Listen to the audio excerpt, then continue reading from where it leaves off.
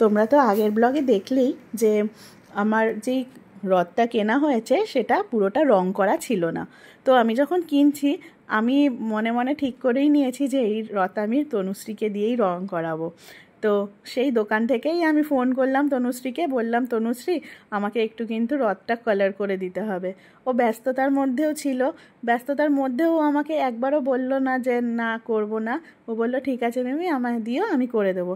তো সঙ্গে সঙ্গে দিলাম এনে, আর ও এক বেলার মধ্যে এত সুন্দর ফিনিশিং করে দিল, এত সুন্দর করে কালার কম্বিনেশন করে এত সুন্দর করে করে দিল।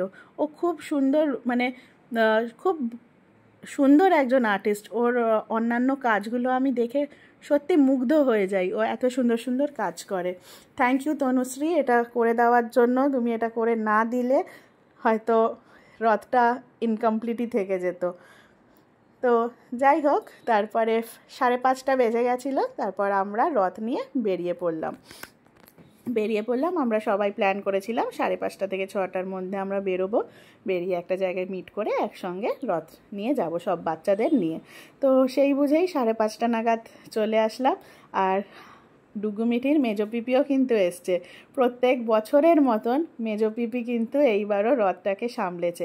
রথটা প্রচণ্ড ভারী ছিল, কারণ 3 তলা আর তার উপরে কাঠের, তো প্রচণ্ড ভারী ছিল। আমরা ভেবেছিলাম বাচ্চারা মনে হয় টানতে পারবে না, কিন্তু মিঠি কিন্তু খুব সুন্দর সামলে নিয়েছে।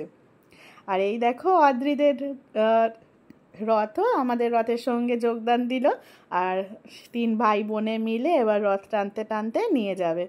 আর এখানে আমরা ওয়েট করছিলাম আভিয়ানের জন্য, আভিয়ান আসলে একসঙ্গে আমরা আবার এগোবো।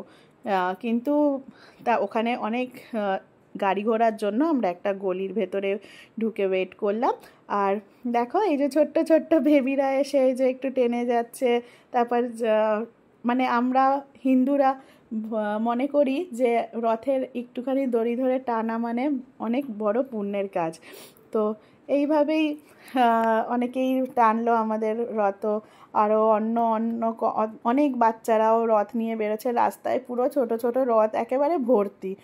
আমার ছোটোবেলায় আমার এই মানে এরকম ছোট রথ টেনে যাওয়া আমার কোনো দিন ভাগ্যে হয়নি, কারণ আমি মাহেশে বড় হয়েছি। আমাদের ওখানে বিরাট বড় রথ হয়, মানে রথযাত্রা উদযাপন করা হয়, সবাই জানো হয়তো। তাই এই রকমভাবে আমি রথ কোনো দিন উদযাপন করিনি। এই আমার ছেলে মেয়ে হওয়ার পর থেকে আমি এই ছোট ছোট রথ কিনে ছোট বাচ্চারা যে টেনে নিয়ে যাওয়া, এইগুলো আমি খুব ভালো মতন এনজয় করি। তো যাই হোক, যেতে যেতে আমরা একটু খোঁজ পেয়েছিলাম যে কোথাও যদি রথের মেলা কোথাও মনে হয় রথের মেলা হচ্ছে, সেই দিকেই আমরা রওনা দিচ্ছিলাম আসলে, ফাঁকা রাস্তা দেখে। তো তারপর যেতে যেতে একটু আস্তে আস্তে ঝিরিঝিরি বৃষ্টি পড়ছিল। তো রথের মেলায় পৌঁছাতে এই মন্দিরের সামনে এসে পৌঁছালাম। এই সুন্দর রথটা সাজানো হয়েছে, এই বড় রথটা দেখে বাচ্চারা খুব খুশি হচ্ছিল। তারপর সে মন্দিরে জুতো খুলে একেবারে ঢুকে গেছে, সে ঠাকুরকে প্রণাম করছে, দৌড়াদৌড়ি করছে, কী যে মজা পাচ্ছে ওরা। আর বড় রথটা দেখে আরও বেশি আনন্দ হচ্ছে।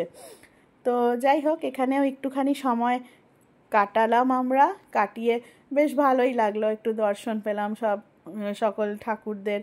আজকের দিনটা মনে হচ্ছে যেন চারিদিকে ঠাকুরের উপস্থিতি, মনটা যেন ভরে যাচ্ছে। সকাল থেকেই আগের ব্লগেও দেখালাম যে জগন্নাথ দেবের মন্দিরের সামনে দিয়ে একটু তখন পুজো হচ্ছিল, সবে একটু শান্তির জল মাথায় পেলাম। এই সন্ধেবেলাও একটু পুজোর মধ্যে আসলাম, মানে মন্দিরে আসলাম যেখানে পুজোই হচ্ছিল তখনও।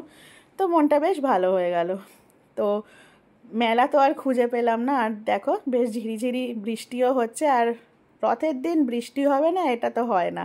লাস্টে এই পার্কে এসে আজকের দিনটা শেষ হলো। তোমরা যারা আমার এই ব্লগটা শেষ পর্যন্ত দেখলে তাদেরকে অনেক অনেক অনেক ধন্যবাদ। তোমরা সবাই ভালো থেকো আর পাশে থেকো। যারা এখনও ফলো করোনি প্লিজ ফলো করে দাও। Thank you, bye by.